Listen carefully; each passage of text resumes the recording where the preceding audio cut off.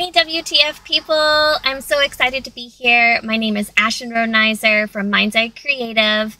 You might have seen me at some of these awesome events before doing some graphic recordings, but this time I've been asked to do a little doodle hangout break with you, which I'm very, very excited about. And just for fun, I thought it would be cool to hang out from my tree house today, because who's going to be coming to you today from a tree house? It's got to be me. So grab a pencil, a marker, a crayon, and a piece of paper, and let's get started. All right, depending on what time it is there for you right now, it might be morning, afternoon, maybe it's in the middle of the night because you're just so excited to be here. But I like to start my day with a cup of coffee. I don't know about you. So why wouldn't that be fun to draw a cup of coffee? So we're gonna walk through and draw this guy together.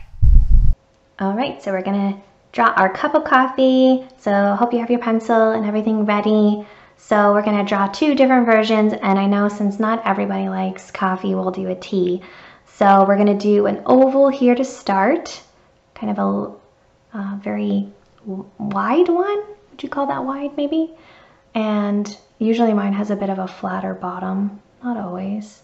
And then we're gonna swoop it up, make kind of our cup shape. And then a handle of any shape or size. Let's make this one kind of look like that. And then actually for this first one, let's just do like a line to like represent a table. I didn't like that. I'll do it again. Okay. And then I like to usually do a little kind of like swoop in the back to kind of just show it's like the back of the coffee cup. And then I'm just going to use a little bit of gray and swirl in the middle. Usually if I was coloring this in, it would be, you know, like a beige or a brown or something like that. And then if you want to, you can kind of jazz up your cup as well. I'm going to do some little swirls.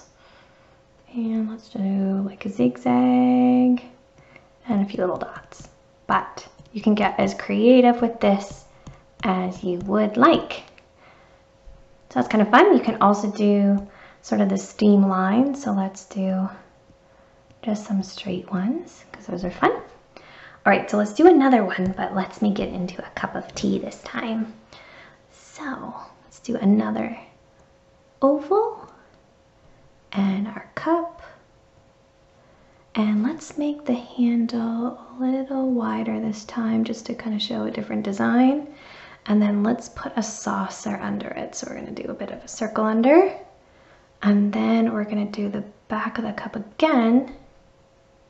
But this time we're gonna add the tea bag. So we're gonna start here and we're gonna bring it up and down and then put a little square.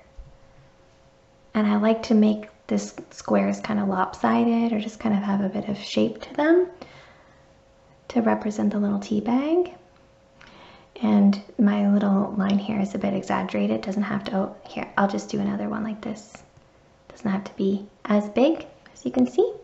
And then let's do, it's kind of the swirl in the middle, or let's do that this time, just for something different.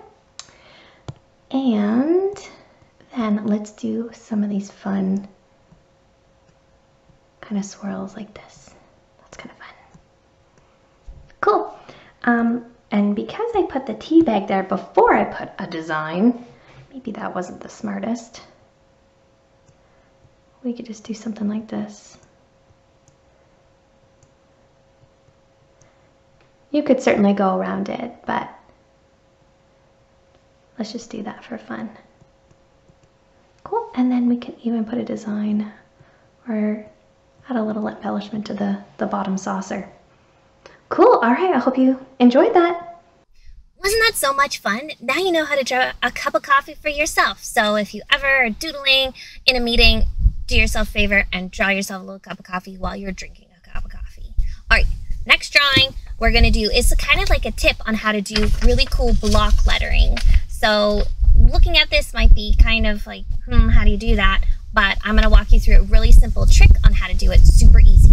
All right, so it's really important for this first part that you have a pencil because we're actually going to be erasing some lines. So what I want you to do first is just write a big A, B, and C on your paper, like so. A. Doesn't have to be super beautiful because we're just going to erase these lines. A, B, and C. Okay? And then what you're going to do is you're going to take your thicker pen, marker, whatever else you have, and we're going to trace on the outside. So we're actually going to follow along on the outside. Like so. And see here in the middle of the A, we're going to make a triangle. All right?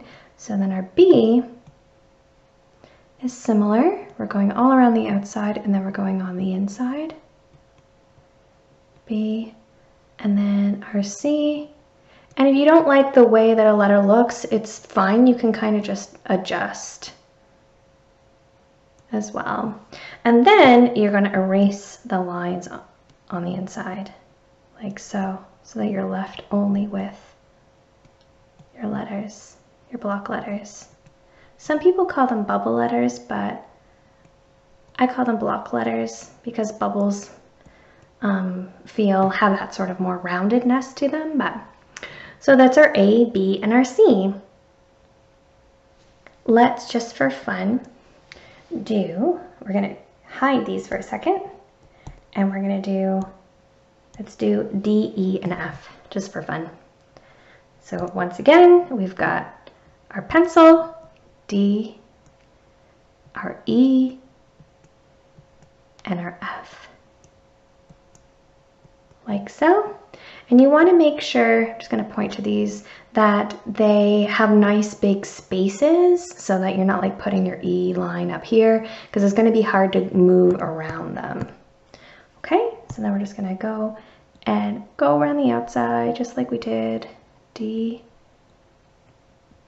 E, and F. And you'll notice here that I made the letters similar in size so that they are going to end up similar in size just for that consistency. And you can see here, I'll show you here in a second. We'll just do our F first. Now, and we're going to erase our lines. 1, 2, 3. And you can notice here, I'm just going to highlight here in a different color, that the thickness of this area are generally the same. You know, it's not totally perfect, but it's generally the same. It just helps with that consistency. You can see here that the distance here is similar, like it's not totally perfect, but it's close enough that, you know, it's not like you have an F like this and then an E that looks like, you know, something like that where, you know, the consistency is just off. But you can just sort of see if you keep the distance from where you make your lines, it will really help just with that kind of consistent look and feel. Have you ever wondered how to draw a person? Well, it's actually really not that complicated.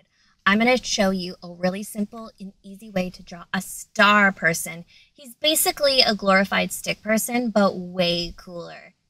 Check it out. All right, so we're going to draw our glorified stick person, which is our star person. So if you think about a star, boom. Think about this is an arm. This is an arm. My arm is a little crazy there. This is a leg, and this is a leg, and guess what? That is our head. So I always start with my head first, boom, and then our arm, our leg, and our leg. And the awesome thing about drawing these star people is then you can do lots of super cool fun things with them. So you can have, usually my guys are always like throwing their hands in the air like they don't care. Like this guy, like he's gonna stand on a little hill. Or you can make him cross his arm over. He's got one arm up, one arm crossing over, like he's pointing at something. so they can show fun direction, which is really awesome. All right, I'm gonna just show you a few alternatives to a star shape. You can do a bean shape, like so. And usually I like doing these little circles for the hands and feet. And you can do a box shape, or one of my personal favorites is a squiggle shape. Squiggle, squiggle, squiggle. Arms and legs, just like that. Same thing. You can use these little folks the same way that you do a star. You know, their arms don't have to necessarily be down. They could be up in the air. Let's take this box guy and change his arms. And you can even cross them over. Let's cross them over so you see what that looks like. You know, so maybe he's showing something over there or whatever. So yeah, so really some really fun star, bean, box, and squiggle people for you. If you've ever seen any of my graphic recordings, you'll know how much I absolutely love speech bubbles. Let's walk through 4 different types of speech bubbles that are super fun and easy to draw. Let's go. All right, we're gonna do some speech bubbles. So I'm gonna do 4 different designs. They're my favorite ones to do.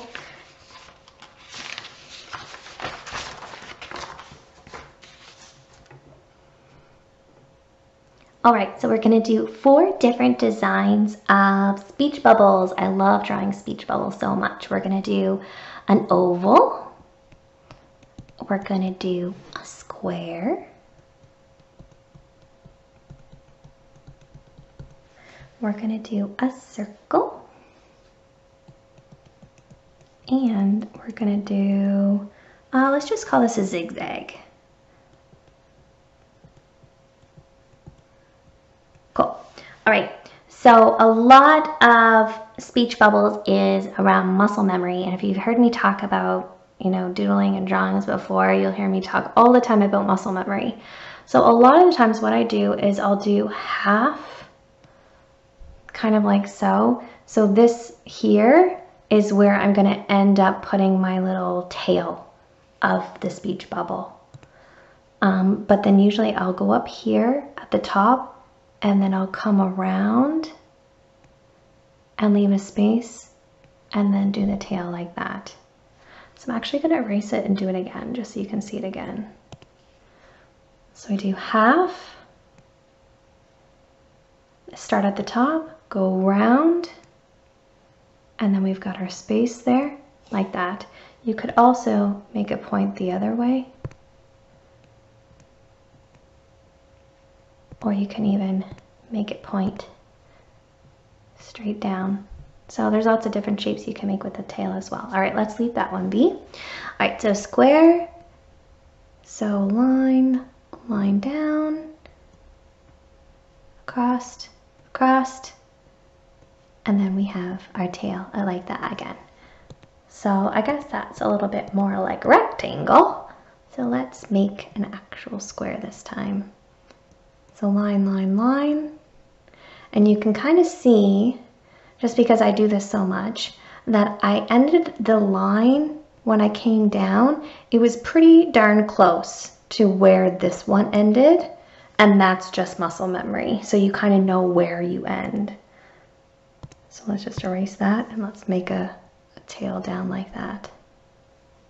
Okay, so let me show that again, just so I can review the muscle memory. So line. You can see they're about ending at the same spot, so that when you bring this over, it's about in the same right spot it should be.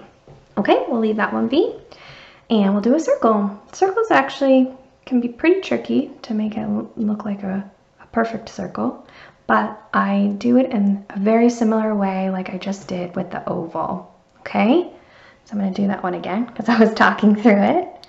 So do a half circle, start at the top, come around, and then do our tail.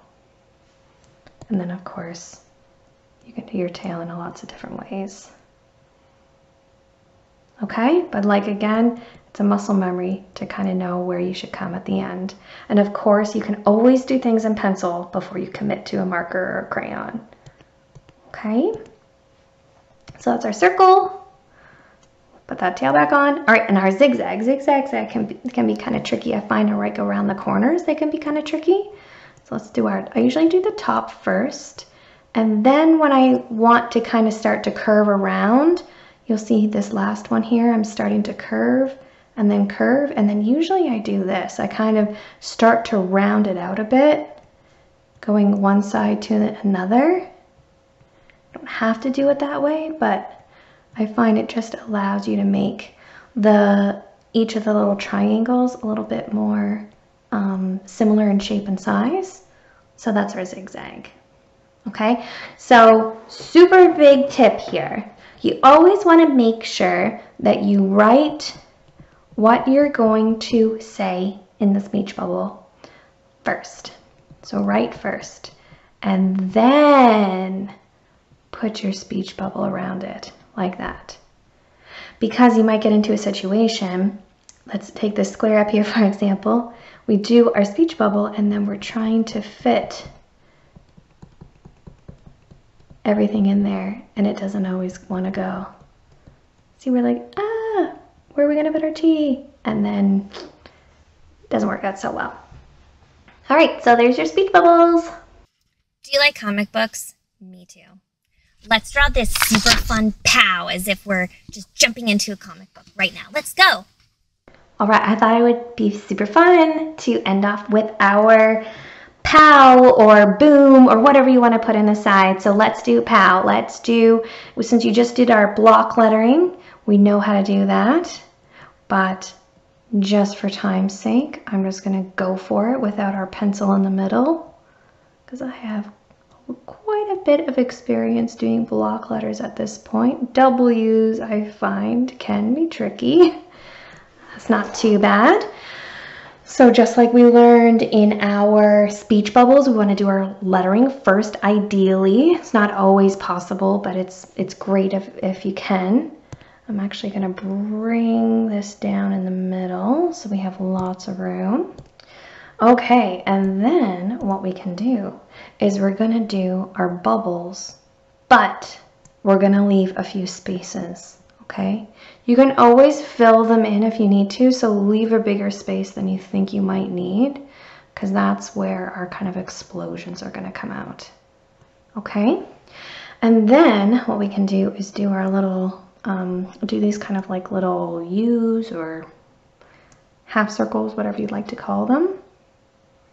And then we're going to do our lines out. Now these can be straight, they can be diagonal, they can have different widths.